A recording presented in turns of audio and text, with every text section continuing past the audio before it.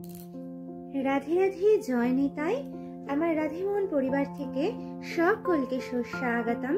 সকল সাধুগুরু আর শ্রী বৈষ্ণবদের চরণে দণ্ডবত প্রণাম করে আমি আজকে তোমাদের সাথে কিছু কথা শেয়ার করব বলে চলে এলাম। তোমরা অনেকে আমাকে প্রশ্ন করেছো যে সকলেই কি একাদশীর উপবাস পালন করতে পারে, যারা সধবা তারা কি একাদশীর উপবাস পালন করতে পারে, এরকম বিভিন্ন ধরনের প্রশ্ন করেছো যে কারা কারা একাদশীর উপবাস পালন করতে পারে। সেই সম্পর্কে আমি একটা ছোট্ট প্রবচন তোমাদের সকলকে দেব বলে চলে এসেছি এবং তোমরা সকলে শ্রবণ করো এবং ভগবানের কৃপা আশীর্বাদ লাভ করো আর সকলের মাঝে শেয়ার করে দাও যেন সকলে ভগবানের কৃপা আশীর্বাদ পেতে পারে এই একাদশীর উপবাস পালন করে। আর প্রথম কথা আমি বলে রাখি, 8 থেকে 80 সকলেই একাদশীর উপবাস পালন করতে পারে। একাদশীর উপবাস পালন করার জন্য কোনো বিধি নিষেধ নাই। ভগবানের সেবা করার জন্য উপবাস মানে ভগবানের সন্নিকটে বাস, উপবাস মানে ভগবানের কাছাকাছি বাস। ভগবান শুধু উপবাস শুধু আহারে নয়, এবং মনের যে ষড়রিপু, যে খারাপ দেশ রাগ হিংসা সবকিছুকে বর্জন করাই হলো উপবাস। এবং ভগবানের সন্নিকটে শুধু আহারের শুদ্ধিকরণ তো প্রয়োজন অবশ্যই রয়েছে, সেটার সাথে মনের শুদ্ধিকরণটাও প্রয়োজন রয়েছে। শুধু আহার শুদ্ধি করলে হবে না, মনটার শুদ্ধিকরণ করাটারও প্রয়োজন রয়েছে। এবং আমি তোমাদেরকে জানাই, উপবাস এই যে একাদশীর উপবাস করার জন্য সধবা বিধবা, ঠিক আছে, ছোট বড় ছেলে মেয়ে কোনো বাধা নিষেধ নাই। ভগবানের সেবা করার সবার অধিকার রয়েছে, সবার, ঠিক আছে। মনে প্রাণে ভগবানকে ভালোবাসতে হবে এবং শুধু ভগবান ভগবান করিলেই ভগবান অধরা থেকে যায়। ভগবানের সাথে সম্বন্ধ পাতিয়ে আমাদের সেবা করতে হবে। সধবা বিধবা বলে কোনো ব্যাপার নেই। যারা সধবা, যাদের স্বামী রয়েছে, ঠিক আছে, যদি তাদের স্বামী একাদশীর উপবাস যদি নাও করে বা তোমাদের বাধা সৃষ্টি করে, যে যদি তার মানে সেই বাড়ির বউ করতে চাইছে, কোনো বাড়ির বউ একাদশীর উপবাস করতে চাইছে, যদি তাদের শাশুড়ি শ্বশুর বা তাদের স্বামী বা পরিবারের কেউ যদি বাধা দেয়, শাস্ত্রে এমন কোথাও লেখা নেই যে সধবা থাকলে একাদশীর উপবাস করা যায় না, উপবাস করলে স্বামীর ক্ষতি হয় বা সংসারের ক্ষতি হয়, এমন কোনো কোথাও শাস্ত্রে লেখা নেই। শাস্ত্র সত্য, ঈশ্বর সত্য, আর সবকিছুই মিথ্যা। ভগবানের সেবায় কোনো বাধা নিষেধ নেই।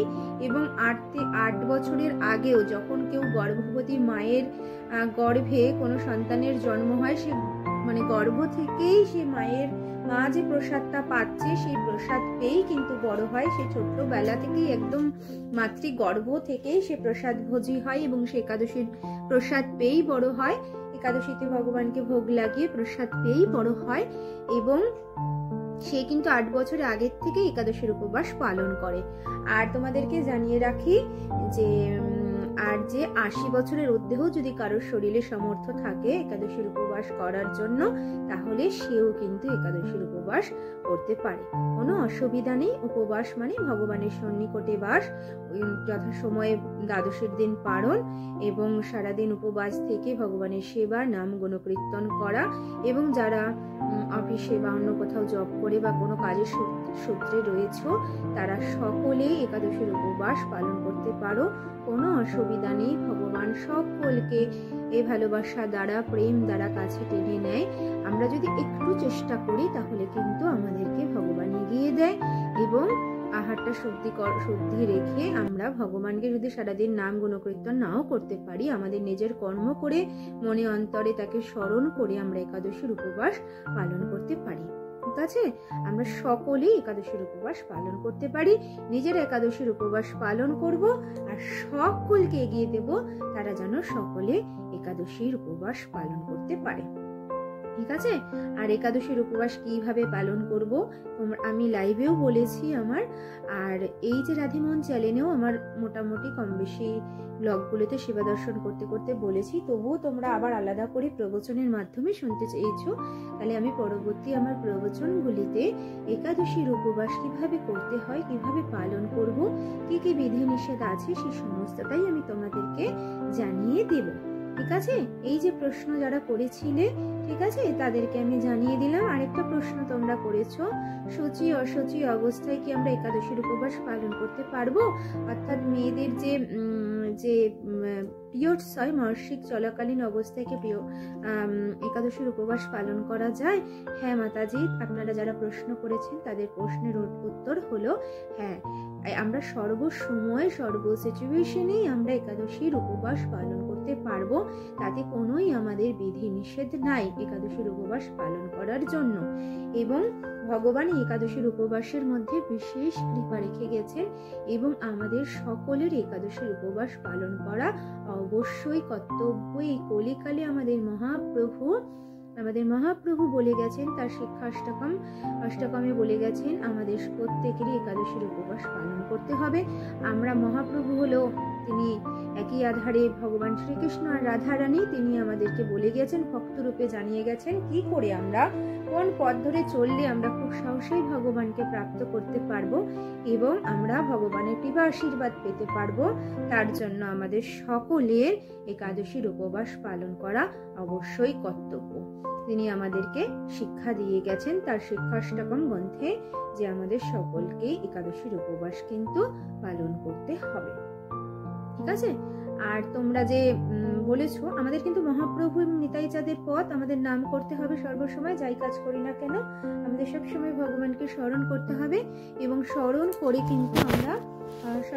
করে আমরা কিন্তু ভগবানকে সাথে রেখে আমরা তার দেখানো নির্দেশিত পথে আমরা চলবো। ঠিক আছে? আর একাদশীর উপবাস কিন্তু আমরা নিজেরাও করবো, অন্য কাউকে উৎসাহিত করবো করার জন্য। আর একাদশীর উপবাস করলে আমরা যারা মাতাজিরা রয়েছে, যারা সবসময় মানে ঘরের গৃহবধূরা, তারা সবসময় অন্য কাউকে সেবা করিয়ে নিজেরা পায়, সকলকে প্রসাদ পাইয়ে পায়। আর একাদশীর দিন আমরা যদি ফল ভগবানকে ভোগ লাগিয়ে পাই, একটু ফল পাওয়া হয়। অন্যদিন তো আমরা সকলকে সেবা করিয়ে দিই, ফলটাও নিজেরা পায় না। তার একটা বেনিফিটও রয়েছে যে ফল পাওয়া যায়, শরীরটা সুস্থ থাকে এবং আমরা প্রত্যেক দিন আহার করি, অনেক তেল মশলা জাতীয় যে খাবারগুলো খাই, এবং তার জন্য 15 দিন অন্তর যদি আমাদের আমাদের শরীরটাকে একটু আমরা সাত্বিক একটা হালকা মতো কিছু সেবন করতে পারি, সেবা করতে পারি, গ্রহণ করতে পারি, তাতে কিন্তু আমাদের শরীরটাও খুব ভালো থাকে।